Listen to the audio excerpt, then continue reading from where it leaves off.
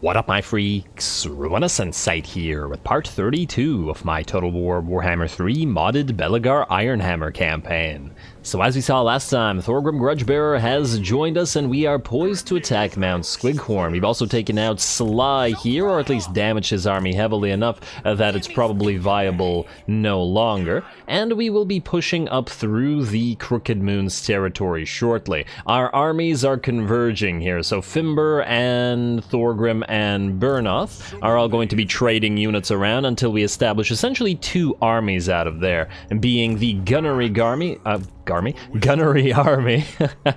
which is currently led by Burnoth, but is obviously going to be swapped around with some of the units that are there, and the Explosion Army, though Fimber does need a few more things, namely either Dwarfen Engineers, or, well, actually, I should say, and probably we want to get a few Iron Drakes with Troll Hammer torpedoes in this army as well. I also want the Gunnery Army, the ones that currently have 3 Thunderers and 1 Grudge Raker, to get the rest of these from Thorgrim, and then to make use of a bunch of cannon rather than the other artillery. You don't have a cannon-wielding army yet, and I feel like they'll fit very nicely with the Thunderers. And then we'll just keep the Dwarf Warriors in there until we replace them with Longbeards, although that may take some time just due to the disparity in upkeep costs. They're actually more than twice as much. They're probably also... well, they're probably not twice as better, but they do hold quite a bit longer, and they have considerably more HP and armor and everything. But yeah, we need to wait on that. We need a few turns to grow our economy. Anyway, the first thing that we're going to do is get Fimber up here. Oh, you can transfer. Beautiful. What do we want to do here? Wait, do we actually want anything from Burnoth? Well, we could give him the guns, and frankly the Quarrelers as well. Although the Quarrelers could go elsewhere, they have no place in this army at the current time. Or do you keep the Quarrelers? We could give them to Thorgrim for now as well. You know what, keep the Quarrelers for now. Just wanted all these armies up here, because they all need to join together and swap units around. And obviously we want the Slayers up here. Now, first thing, Thorgrim. I've actually taken a few minutes between the episodes to give him runes and to give him items and all that stuff, because frankly I tend to take too long to deliberate around those, but now we don't have to, so here we go. We are going to swap a bunch of these out as we go over time, but for now they're good as they are. Now let's destroy Mr. Thaga here, and let's see what we got here. Well, it's a very minor battle. We probably don't really need to... well, we're not going to auto-resolve it. I'm just wondering... you know what, I guess this is Thorgrim's debut battle, so we can fight it in cinematic style. Let's give the runes to who they need to be on. The Rune of Penetration to you. There we go. Standard of Discipline on... I don't know. Vanguard Deployment on... who here could possibly use Vanguard deployment? Thorgrim's quite slow at 30 movement speed, but I don't see why we would need to deploy him. Let's give him Perfect Vigor for now, unless we want to give Perfect Vigor to the Giant Slayers. Now let's get the Rune of Dismay on the Thane. Stroller's Rune. You know what, maybe we put Perfect Vigor on the Giant Slayers. They do fight a lot, but... and again, maybe we want them to have more damage resistance rather than Perfect Vigor. And it's not like it really matters for this battle, it's just that we'll be using these guys immediately after this in another battle. Standard of Discipline on... let's put it on one of the Thanes. They're a little bit less likely. And you know what, yeah, let's put the Speed then on the Giant Slayers, I guess. Put them up to 56. Man, 56 speed on a dwarf unit. They basically run as fast as trolls, or not trolls, as ogres with that rune. And though I'm not sure they'd appreciate the comparison. Anyway, let's do this battle real quick, just to have Wide Thorgrim debut.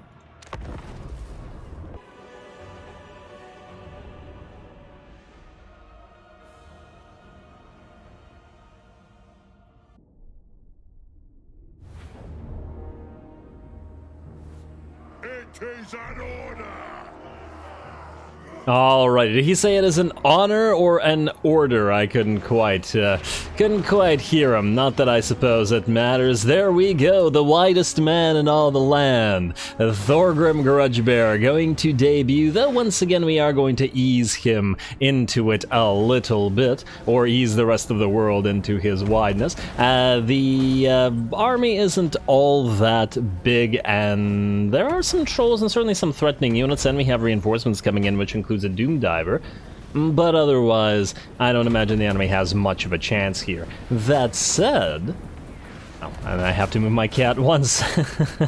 That said, we're about to find another army. I'm just gonna put the camera to bombardment while I move my cat 1 second.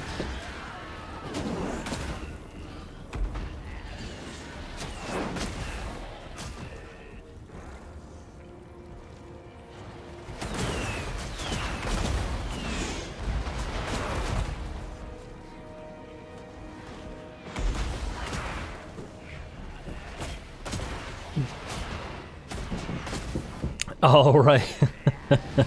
Let's see how we've done in the time that it took to move the cat. Alright, so obviously our bolt throwers have been by and large targeting the giant river troll hag, which is taking a decent amount of damage here, but is a pretty massive target, so at least they're probably not going to miss a lot of shots this way.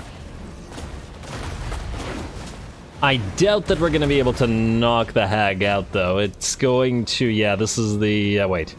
The range is relatively limited, and yeah, oh, she's already way past the range already, but we can switch to other things. We've also damaged the other unit of trolls here, and are switching to the second river troll hag. The AI really likes to bring these, and that's okay, though. They're very susceptible to bolt thrower fire, which is a nice boon for us.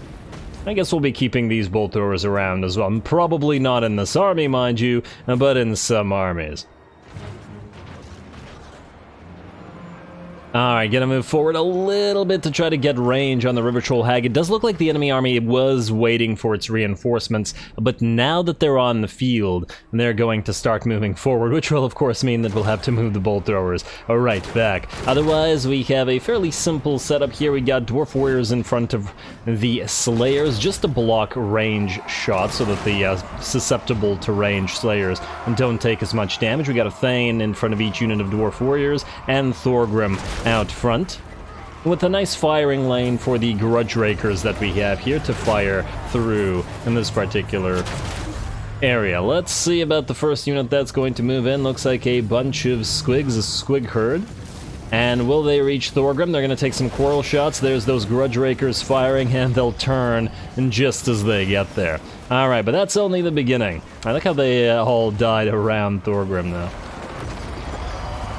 Alright, gotta keep going. Thorgrim's going to get hit with a Spirit Leech. His spell resistance, as I recall, is pretty high, though. And he's got... Good luck with the Spirit Leech. With the extra rune that we put on him, I forgot what it was called, Master Rune of Valea, maybe? He's got 90% spell resistance and 19% word save. Yeah, so the Spirit Leech basically did nothing to him. Tiny, tiny amount of HP damage. He took 50 HP from that damage from that, and since he's out of melee, he's actually recovering all the HP that he took, so no damage whatsoever. Otherwise, another River Troll Hag is moving in, but going to continue taking damage from our bolt throwers, and is going to start turning away. Lovely. Alright, but the rest of the army look like they are going to draw near. Some Squig Hoppers have also moved through our battle line and actually managed to reach our Thunderers, but are going to get countered by the charge of the Slayers. Some other trolls are moving in, getting hit from the Grudge Rakers, but are going to hit our Dwarf Warriors. And by and large ignore Thorgrim here, who's just exploding enemies. I don't know how he reaches anybody below his throne with that axe.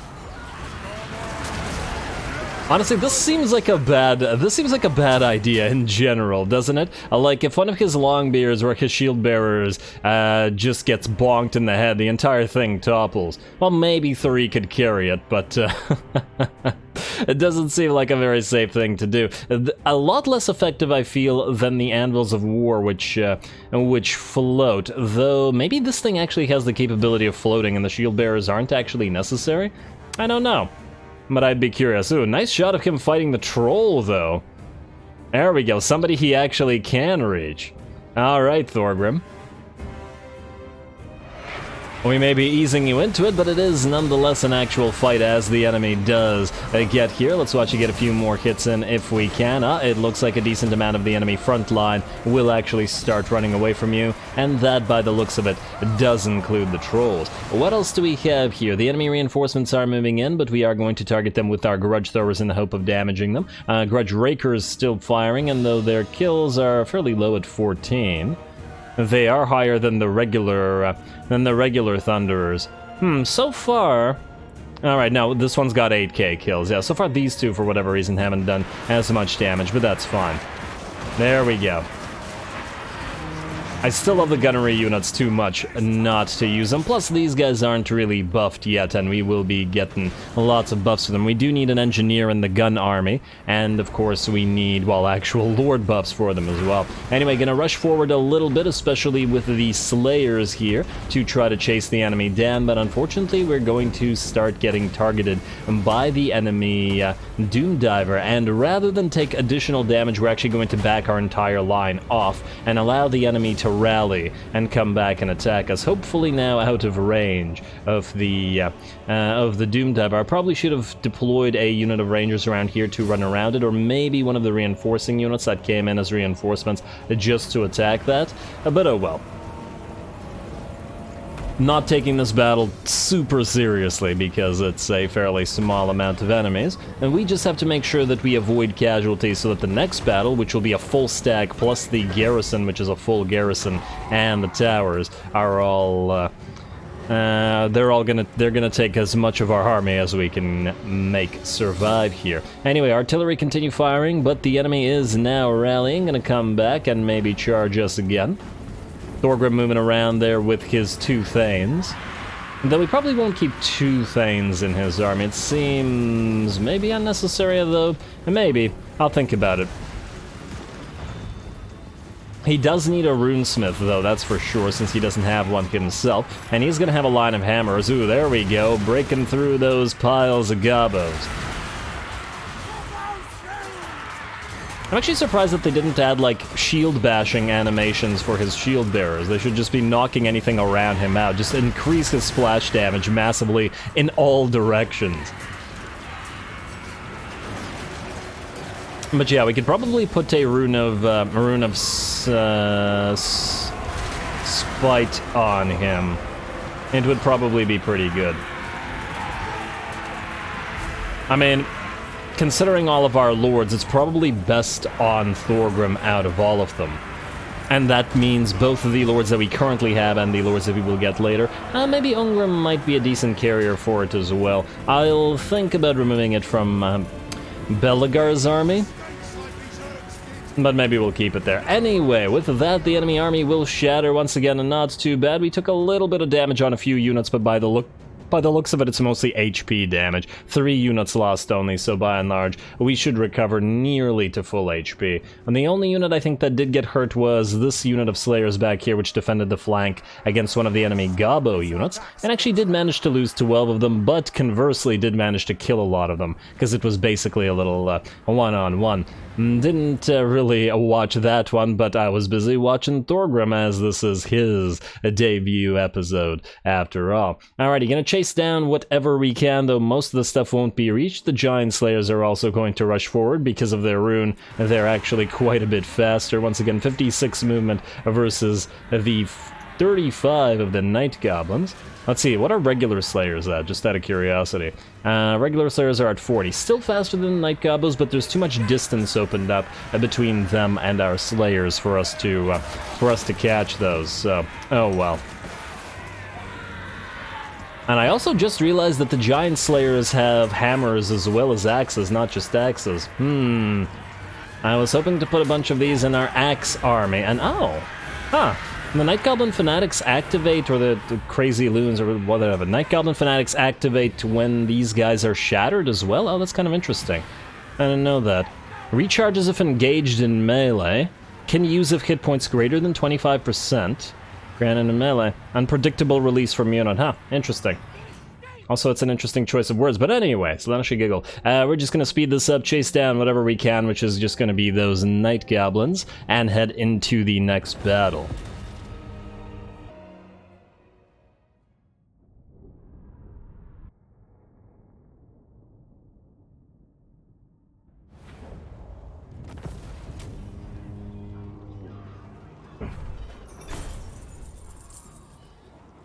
Alright, easy little fight. We actually did take some HP damage, but not a lot of individual models lost, with the possible exception of this one Slayer unit that lost a few to one of the enemy Night Goblin units. Otherwise, we did fairly well with all the artillery pieces. In fact, the bolter is actually working on par with the grudge throwers, or better, but they were facing off against very big targets and spent most of their time sniping the giant river troll hags, both of them, and then afterwards switching to the regular trolls, whereas these guys were mostly being dodged for the entire battle, rather than being able to hit into blobs. So yeah, alright, happy with the bolt throwers there. Now, we got execute and loot. It's another 200 oath gold. It's too much oath gold to pass up.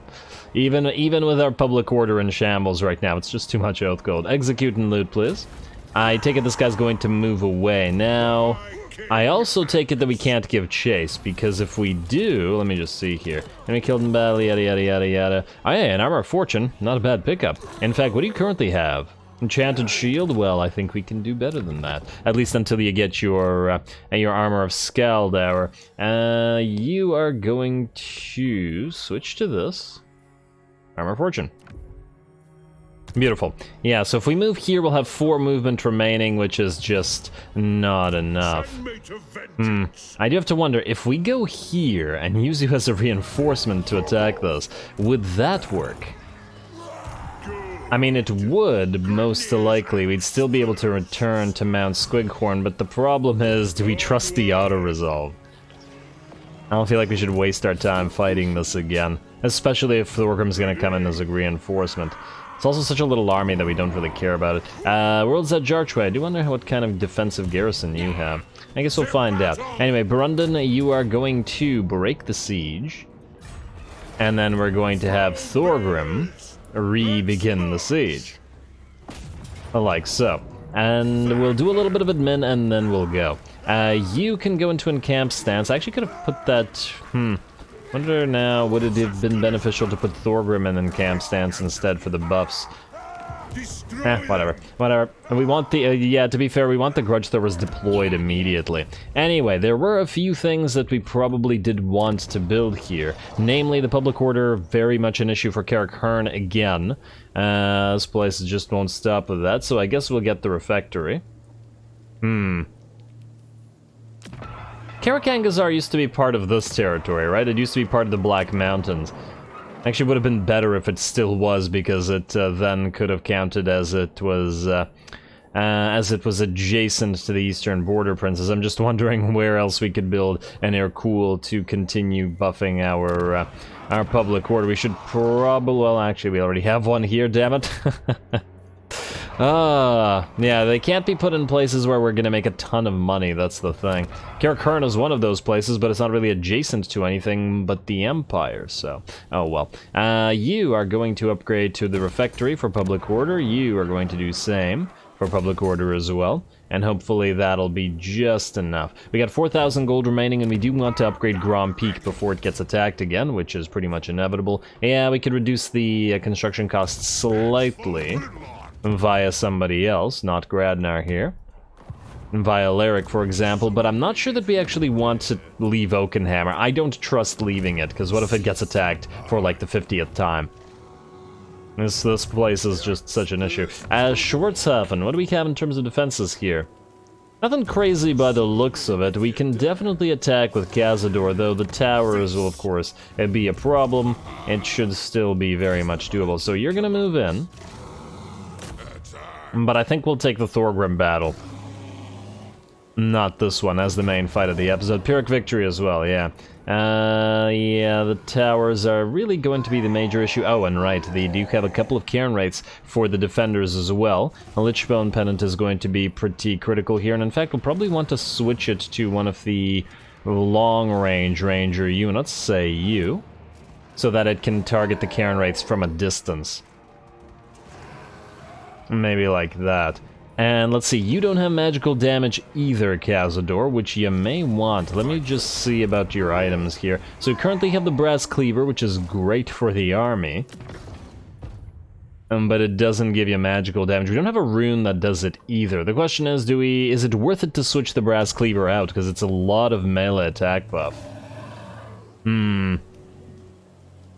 I don't know, maybe one unit with Lichbone Pennant can take care of the cairn rates. I'm gonna hope that it can. Anyway, you're set up now. I guess, well, there isn't really much admin to do. Let's double check the diplomacy. Nearly there with Reichland, who are, wow, something bad's happening there.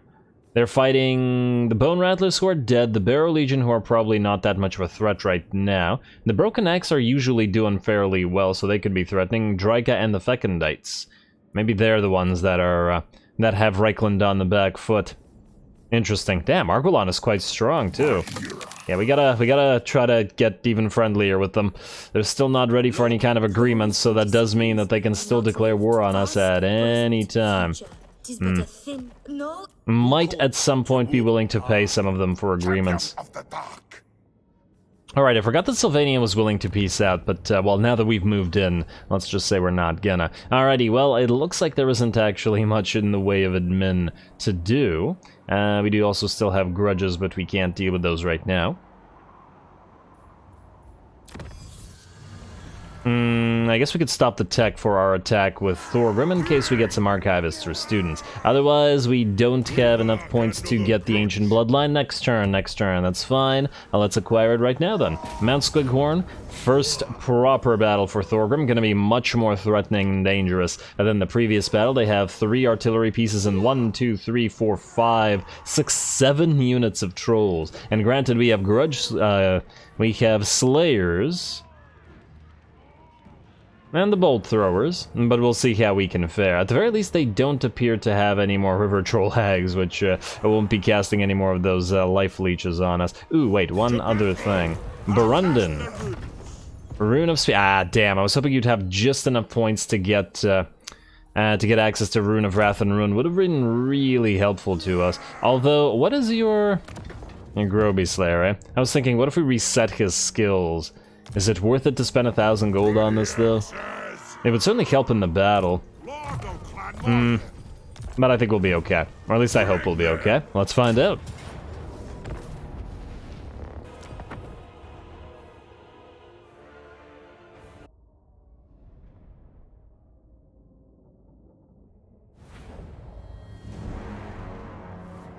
For the Daemonhunters!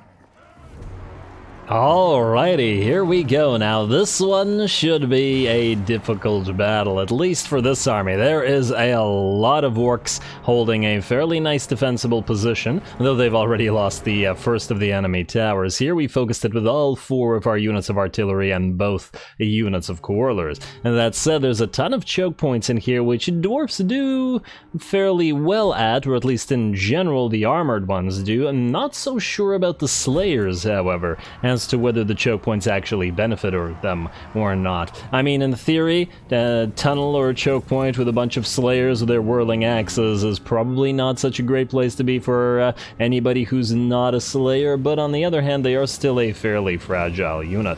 Anyway, we're going to begin the battle by starting with our artillery work. Obviously, we're going to try to focus down the trolls with our units of bolt throwers, whereas our grudge throwers are going to target the enemy towers instead, or at least will in a few seconds once they come up.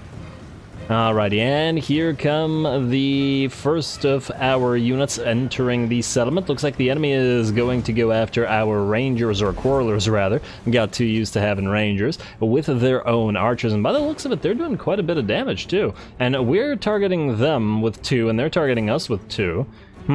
I guess maybe by virtue of the sheer number of goblin archers at 19 missile strength with double the amount of units than the quarrelers. That's quite a lot of damage, plus there's the poison to consider as well, lowering the damage of this particular unit. That said, we do outrange them, so all we have to do is back off. Obviously these guys were in stock, so we didn't know they were there until we got closer.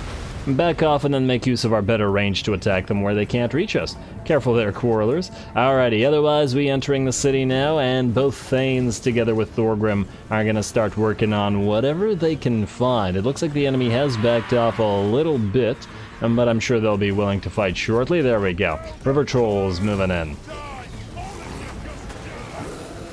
Die, all of you, just die. A Thane after my own heart. Alrighty, and there we are, getting some air on the first gobos that we encounter, and we're going to start off by moving our regular dwarf warriors rather than our slayers. Obviously, the enemy ranged units are a danger here, and the slayers are quite fragile, so I'd rather put the dwarf warriors in and allow our own quarrelers and artillery pieces to soften up these targets before moving in the slayers. And it's going to take quite some time, I'm sure. Though the Dwarf Warriors will obviously not dish out as much damage. And there we go. Here comes some more enemies, more trolls going after Thorgrim. And yeah, now it's quite a few units surrounding our relatively limited numbers. Not to worry though, here come our Thunderers, both of the Grudge Raker and regular variety, and additional Dwarf Warriors to reinforce. The Grudge Rakers will go after the infantry, the regular Thunderers will go after the trolls, and hopefully that'll work out to kill them all. Especially with these guys standing out here. Looks like they're actually specifically trying to focus Thorgrim down. They're all moving suspiciously towards him and not towards our Dwarf Warriors there. But that's okay. Here come the Thunderers. We're also going to send some Giant Slayers and Regu Slayers in now to start counteracting all of those trolls. Pump those dwarfen legs. Alright, here we go. And we obviously have the bolts also moving overhead. Thorgrim might actually be in trouble here, though. He's lost about 30% of his HP. We're going to pop Patriarch on him to defend him a little bit more, though. And there we go. The Grudge Rakers and the Thunderers of the regular variety are both now firing. And we got more trolls coming in as well. At the very least, should be very much targetable by all the Thunderers. Once again, one of the great things about all the dwarfs being short enough to fire over. Alright, not sure why these guys are moving forward. They were probably trying to hit something else and then decided to rush forward instead, but it's okay. We're just going to move them back while the Slayers keep fighting the trolls. Though not so much these trolls anymore, as they have now been forced to rout by the Giant Slayers, who seem to have done a pretty quick job at it, together with the other unit of Slayers and the Thunderers helping them. And that said, looks like our Thane is down to about 30% HP, and Thorgrim is down to about half of his own HP. They unfortunately either moved themselves too far in front of our Dwarf Warriors here, or what might have happened is the trolls, by attacking them from this side, actually pushed them further into the enemy infantry. Not looking so great for our lord and heroes here, and we still have a long way to go to break through the settlement. Our quarrelers continue to work, however, and are down to about half of their ammunition. I'm sure dishing out a very decent amounts of damage to this blob. Man, a Rune of Wrath and Ruin, though, it would have been perfect here. Definitely a little bit regretting not resetting that skill point. Anyway, the enemy towers are pretty much destroyed now, with the exception of... Actually, no, we destroyed that one as well. Okay, never mind then. All the towers are done for, and now we can just target whatever we can reach, I suppose, with our artillery pieces, though it isn't all that easy to fire in this particular settlement either. Man, if we had a hell cannon, or not a hell cannon, well, if we had a hell cannon, but if we had a flame cannon to fire just a couple of shots into this, in lieu of the Rune of Wrath and Ruin, but that would work just as well. Alrighty, Thorgrim facing off against trolls, while a pile of gobos also hit him, or rather hit his shield bearers in the back. And just trying to move forward back towards our own battle lines, though, because he's not in the best place. Oh, and there we go. The grudge throwers and our artillery pieces are now firing. Probably going to get at least a few shots into our own units, but the trolls must die. And we may want to make some space through the piles of enemy infantry just so that we can get everybody else out, as in our lord and heroes. I'm very much enjoying the fight there. Ooh, very nice shots from our bolt throwers there, right into those trolls.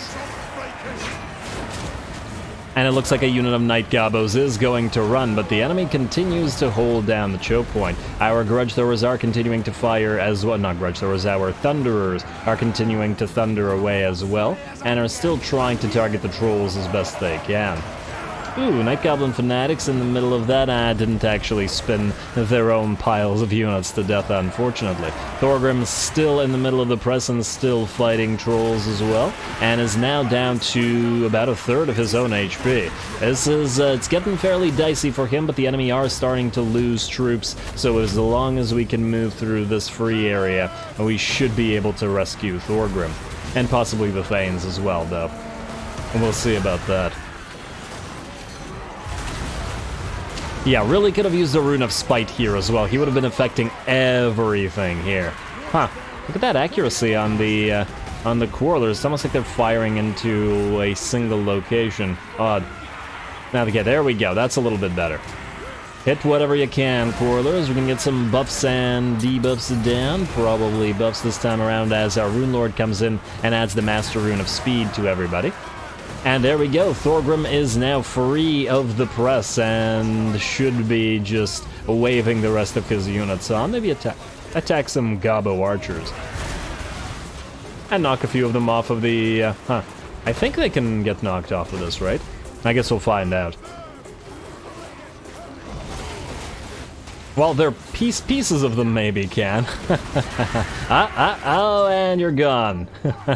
Oh, right, there is a false floor here, or like a, there's an invisible floor, like, right there, so, and they can't quite fall down the, fall down below the map, unfortunately.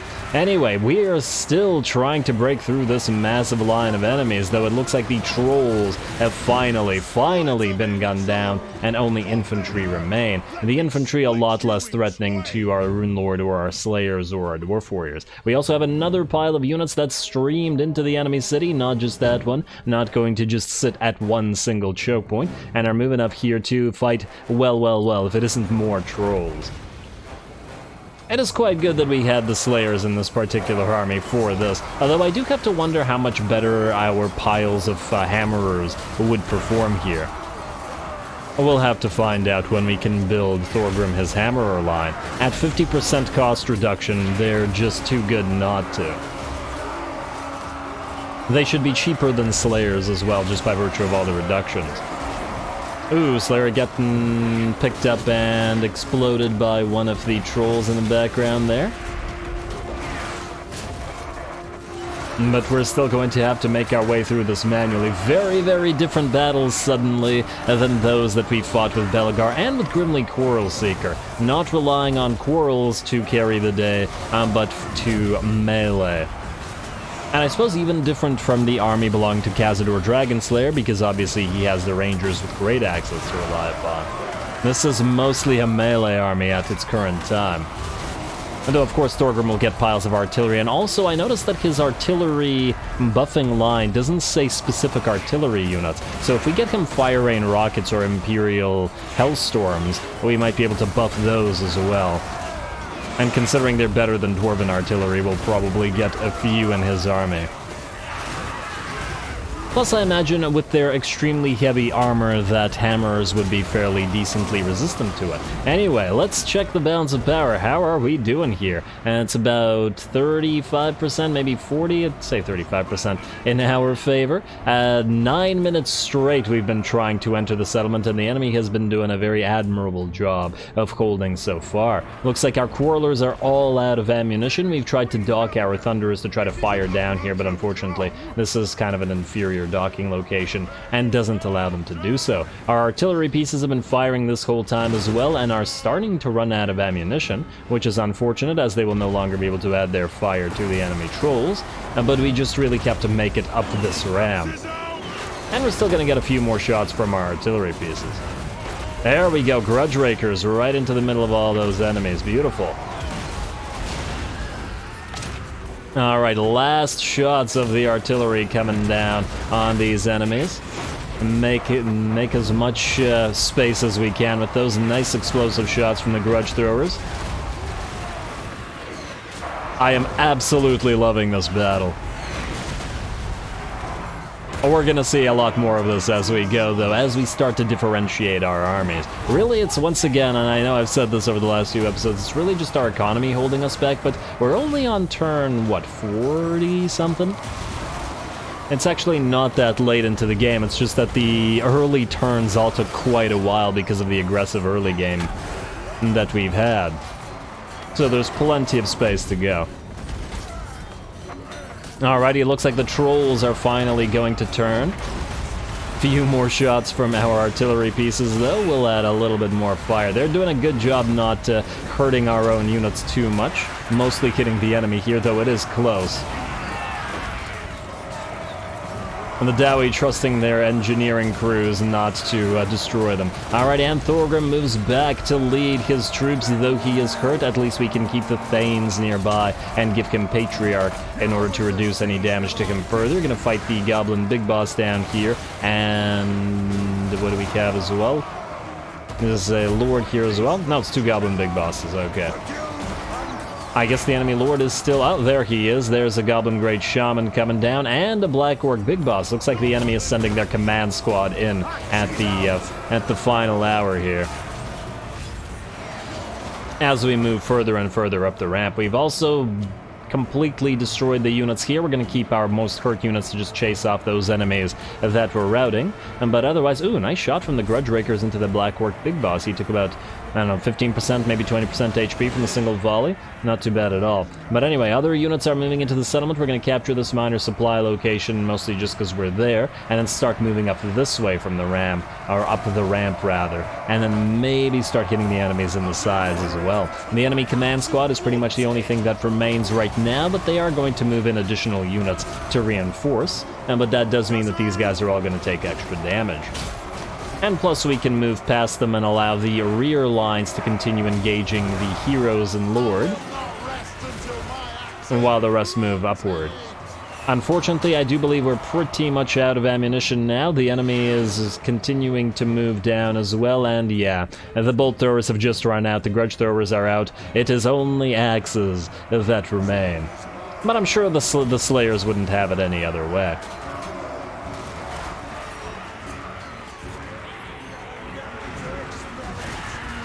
Alrighty. Just gotta make it up here if we can manage to do so, and we've got some help coming in. The Grudge Rakers have actually moved around the army and are going to start firing into the sides of this blob of enemies here.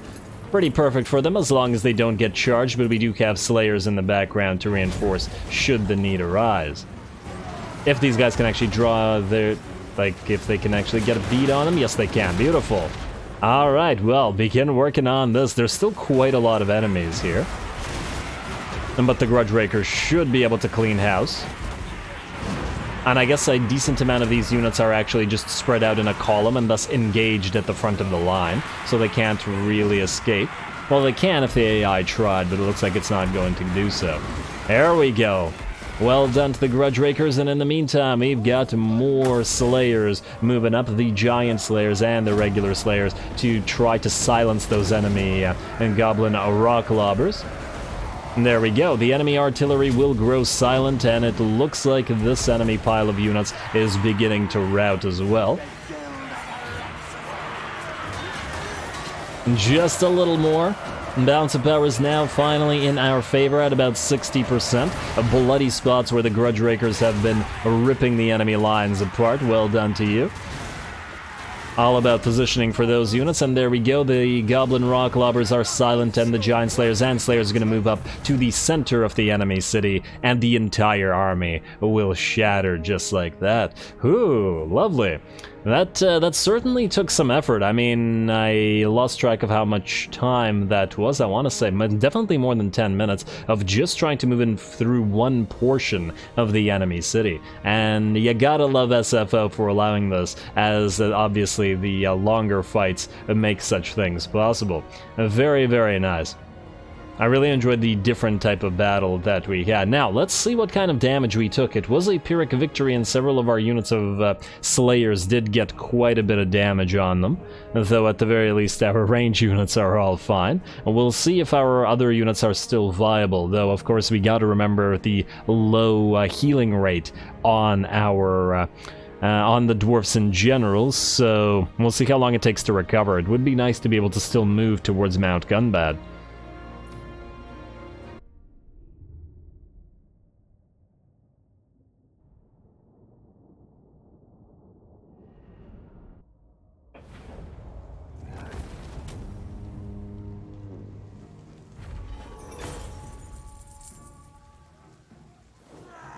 Ooh, that certainly took some effort. Man, what a debut battle for Thorgrim, though. That was very entertaining, at least in my opinion. And we certainly had to work our way through that greenskin settlement. 868 kills and 69 nice K damage on the Burning Rune Grudge Thrower. And then 31k and 400 on the other one. I like how it doubles the value, essentially, of the regular Grudge Thrower. Really need to be able to access more Runes of Burning and give them to more Grudge Throwers. It just makes them such a better artillery piece. And then we got 20 and 31k on the other two artillery pieces. The Bolt Throwers, which did fairly well as well. The Grudge Rakers also did pretty decently there, especially at the end when they were firing into the sides of the enemy. And the others, let's see, one didn't do as much damage, but this one did 22k. Quarrelers did okay, 30k and 30k, though they took some damage themselves. Let's see, Slayers all roughly at about 15k, and then 12k on the Giant Slayers, but they were held back a little bit because they were starting to take damage. Not too much damage on our Thanes, though Thorgrim did get nice 19k. Appreciate that. And we are obviously going to occupy Mount Squighorn. Powder Maker. Hey, we did get a student. Lovely. Oh, would have been unfortunate not to have gotten one after all that. Yeah, so Thorgrim definitely needs a Rune of Spite. He really could have used it there. We currently have one on Khazad-dûr Dragonslayer, and the other one is on Halkenhalf. Probably Thorgrim could use it more, I want to say. But, Khazad-dûr might not need it either. You know what, I'll think about who actually we can take that off to give to Thorgrim, as well as some other things. More importantly, though, Ancient Bloodline is now available. The melee buffs for the hammer is not super useful as yet, but we have several things that are. First of all, Advanced Forging gives us a runesmith capacity and a research rate. We only have 3 points to assign, though. Artillery support is a considerable buff for his artillery. Ooh, and includes ammunition. Damn. It's basically capacity for all heroes that he gives. Alright, so... heroes. We have an Ancestral Blood Morgrim and an Ancestral Blood Grugni, though we are at 7 out of 6. So we could get another Engineer type to both increase our research rate and construction cost reduction, or we could get a Morgrim guy to increase ammunition, which is also quite needed. What do you two do again? One's Grugni, so you can be an engineer, and then you are cunning. Well, I do like the idea of poison on one of these guys. I might actually delete Fimber Red Axe here, and just because we might get better value out of other types of Thanes, especially since they increase research rate. Both of them do. And then, runesmiths. What kind of runesmiths? Where can we even build runesmiths? Probably at 8 Peaks. No, wait, we deleted the runesmith building, so we can't build runesmiths anywhere right now, can we? We don't have a rune forge anywhere. Yeah, well, that's fine. What about engineers then? We do want a couple engineers in a bunch of armies. There's a thug. Oh, that's a lord. Actually, we should check lords as well, just in case there's one that increases research rate. Not right now. Master Engineer, Weapon Master, Tough, and Tactician. Okay, these are all terrible. Alright, well, we'll wait until they mill through to a better one. Anyway, with that, obviously we are out of time, and I'm gonna call the episode here. A great battle for Thorgrim, and I'd like to think just the beginning of great things to come. Next time, Belegar will move on to Crookback Mountain to take out the Clan Rictus units there. Hopefully there's a lot of them there, but even if there isn't, we'll be able to go through them and towards Mount Silverspear as well, while these two continue pushing through the Crooked Moon territories, hopefully towards the High Place, and then join our armies together, at which point we can leave one army at Mount Gunbad or move towards the Fallen King Mountain here. Probably that, and then hold ground against Azag while we wait to confederate Karak. Lovely.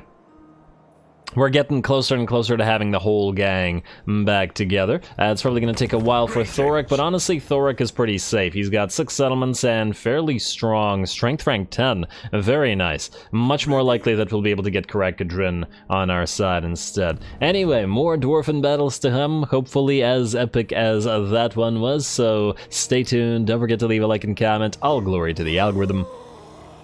And thanks for watching.